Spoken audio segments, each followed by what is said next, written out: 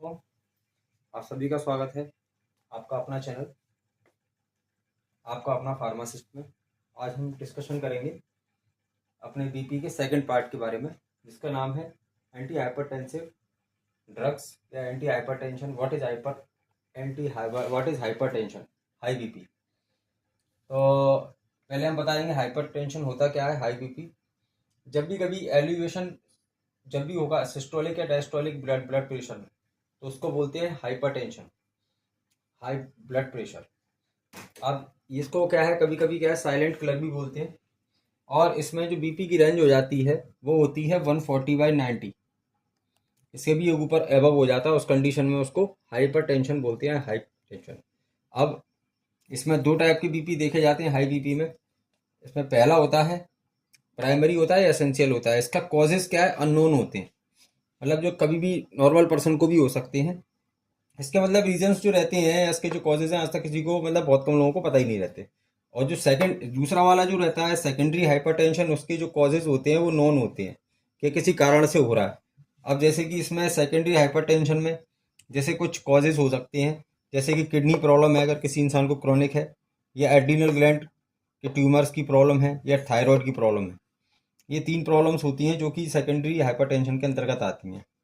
अब इसकी एक बहुत मतलब क्रिटिकल हालत है कि ये कंडीशन को अगर जल्दी से ट्रीट नहीं किया जाता तो इस कंडीशन जो रहती है, दिस कंडीशन में भी अफेक्टेड ब्रेन को इफेक्ट कर सकती है, हार्ट को इफेक्ट कर सकती है और किडनी को, ये तीनों को इफेक्ट कर सकती है।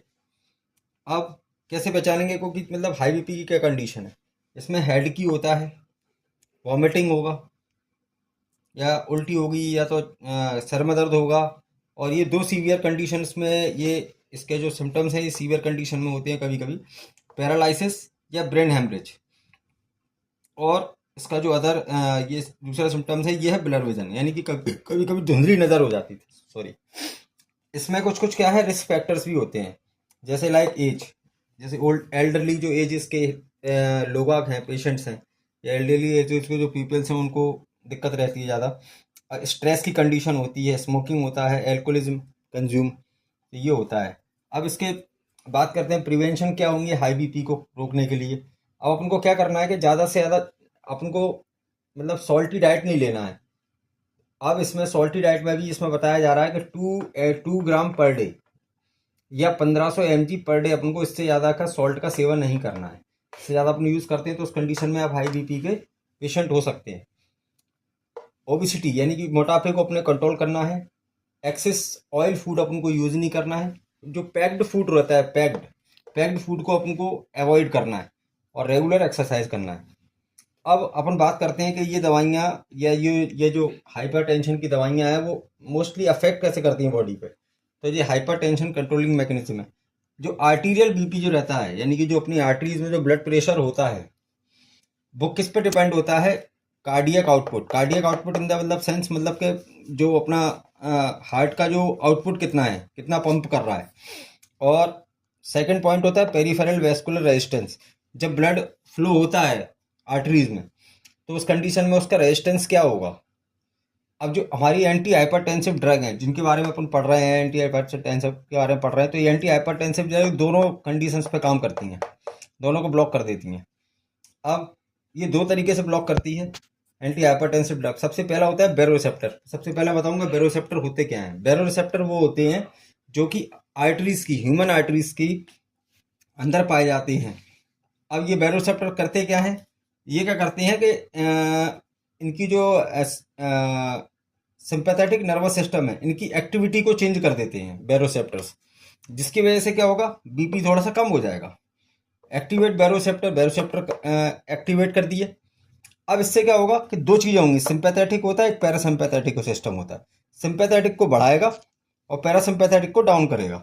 सिंपैथेटिक सिस्टम मतलब क्या रहता है, नर्वस सिस्टम जो कि फाइट और फ्लाइट, मतलब इस कंडीशन में क्या होता है कि मतलब वो जैसे fast and fear and fight वगैरह के लिए जो रहता है ना, जैसे कि अपना जो उसके लिए जो कंडीशंस होती हैं उसके लिए बोलते हैं सिंपैथेटिक सिस्टम इन्वॉल्व होता है। पैरासिम्पैथेटिक जस्ट उल्टा होता है। अब जैसे ही देखो देख ले, सिंपैथेटिक सिस्टम नर्वस सिस्टम बढ़ा हुआ है तो उस कंडीशन में देखिए आप वैसो कॉन्स्ट्रिक्शन हो जाता है, यानी कि जो नसें होती हैं वो कॉन्स्ट्रिक्ट हो जाएंगी।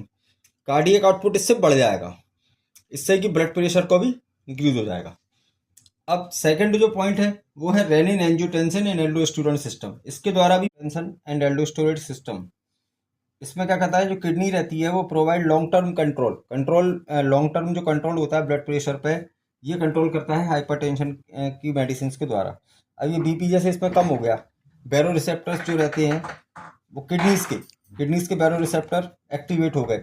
इसकी वजह से क्या हुआ, एक हार्मोन, एक केमिकल रिलीज हुआ जिसका नाम था रेनिन। अब रेनिन रिलीज होने के बाद यही पूरा काम करता है रेनिन ब्लड प्रेशर को डाउन करने में। इसमें जो नेक्स्ट पॉइंट है वो सही कि सोडियम का अपन को इनटेक करना है ज़्यादा, इसका कम कर देंगे, और या तो सोडियम का अपन लॉस बढ़ा देंगे। इस कंडीशन में भी रेनिन रिलीज होगा। अब जो रेनिन होता है वो एंजियोटेंसिनोजन से एंजियोटेंसिन फर्स्ट में कन्वर्ट होता है। अब इसके बाद जो है ACE, एक एंजियोटेंसिन कन्वर्टिंग एंजाइम, ये एंजाइम होता है जिसकी वजह से एंजियोटेंसिन फर्स्ट से एंजियोटेंसिन सेकंड में कन्वर्ट हो जाता है। अब एंजियोटेंसिन सेकंड की बात करें, एंजियोटेंसिन जो रहता है ना, एंजियोटेंसिन जो रहता है सेकंड, जे है ना सर्कुलेटरी पोटेंट जो होता है, पोटेंट सर्कुलेटरी वैसोकॉन्स्ट्रिक्टर होता है, ये वैसोकॉन्स्ट्रिक्ट करता है ये। अब एंजियोटेंसिन सेकंड वैसोकॉन्स्ट्रिक्शन के द्वारा ही तो हाई बीपी कंट्रोल होगा। तो एंजियोटेंसिन सेकंड क्या करता है, कंस्ट्रिक्ट करता है आर्टरी को, जैसे मैंने पहले बता दिया था। एंजियोटेंसिन सेकंड जो रहता है ना वो एल्डोस्टेरोन को सीक्रेट करवाएगा, जिसकी वजह से सोडियम का रीअब्जॉर्प्शन बढ़ेगा, ब्लड वॉल्यूम बढ़ेगा और बीपी भी बढ़ जाएगा। तो आशा करता हूँ कि मेरे द्वारा दी हुई जानकारी से आप सभी लोग संतुष्ट होंगे, और अभी इसका अपने और भी पार्ट्स आएंगे, तो आप सभी पार्ट्सों को थोड़ा थोड़ा ढंग से सुने, जिसकी वजह से बीपी के बारे में आपको जानकारी और अच्छी जानकारी मिलने की संभावनाएं हैं। तो अगर आपको मेरे द्वारा दी हुई जानकारी से आप अच्छी लगी हो तो मेरे चैनल को सब्सक्राइब करें, और बगल में जो बेल का नोटिफिकेशन है उसको दबाएं, जिससे कि ऐसे यूज़फुल वीडियोस आपको उसके नोटिफिकेशन आपको मिल सकें। धन्यवाद, आप सब लोगों ने मेरे को अपने बेशकीमती समय में से 5-10 मिनट दिए, तो उसके लिए हार्दिक शुभ रात्रि और शुभ बखैर। धन्यवाद।